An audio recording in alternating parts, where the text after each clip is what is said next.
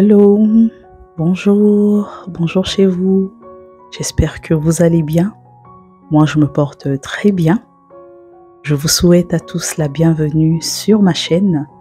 Alors, si c'est pour toi la première fois de passer par ici, n'hésite surtout pas de t'abonner, d'aimer, de partager le contenu et surtout d'activer la cloche de notification pour ne rien rater lorsque je publie une nouvelle vidéo. Alors, aujourd'hui, nous sommes dans notre rubrique Blackline Tales en mode podcast Storytime. Et là, je vais vous lire l'histoire d'Aïssatou. Allons-y. Je m'appelle Aïssatou et j'ai 54 ans. Voici mon histoire. Je viens d'une famille polygame. Mon père avait 2 femmes. Mon père était un commerçant et il vendait du tissu.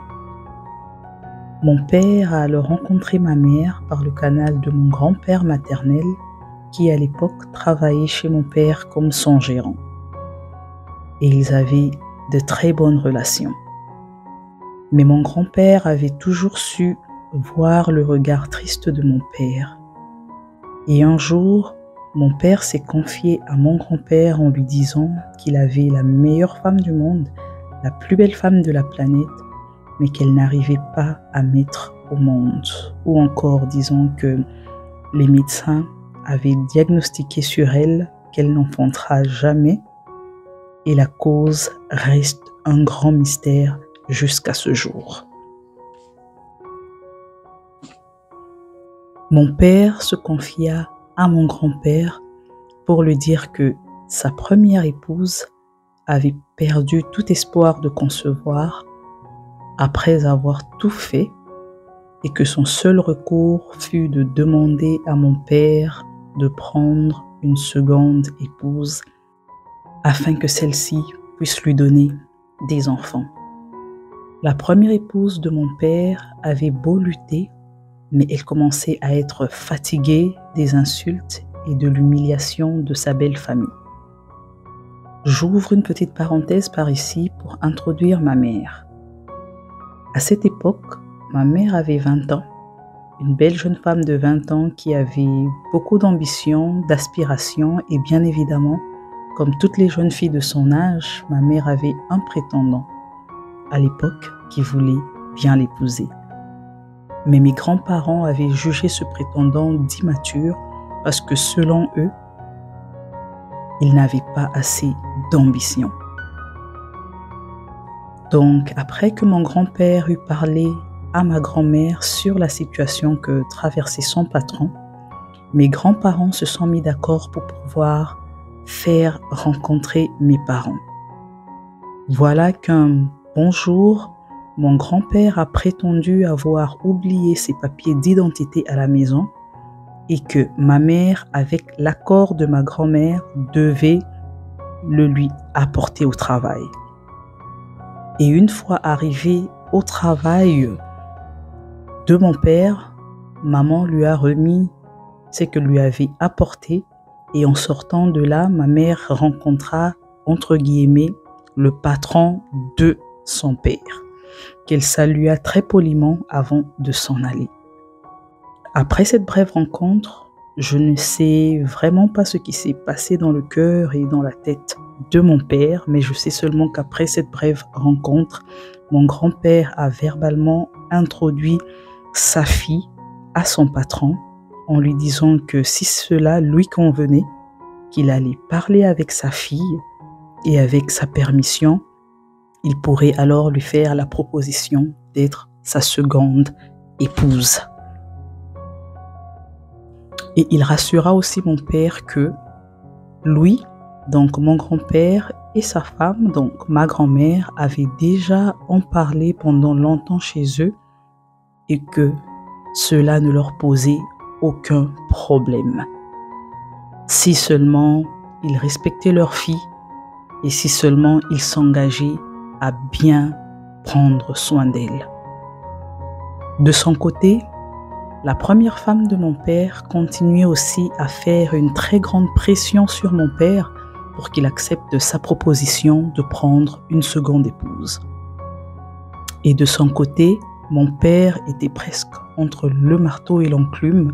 D'un côté, la pression de sa première épouse qui le suppliait constamment d'en prendre une deuxième, et aussi à cause de la situation qu'ils avaient déjà tous les deux passée depuis plusieurs années.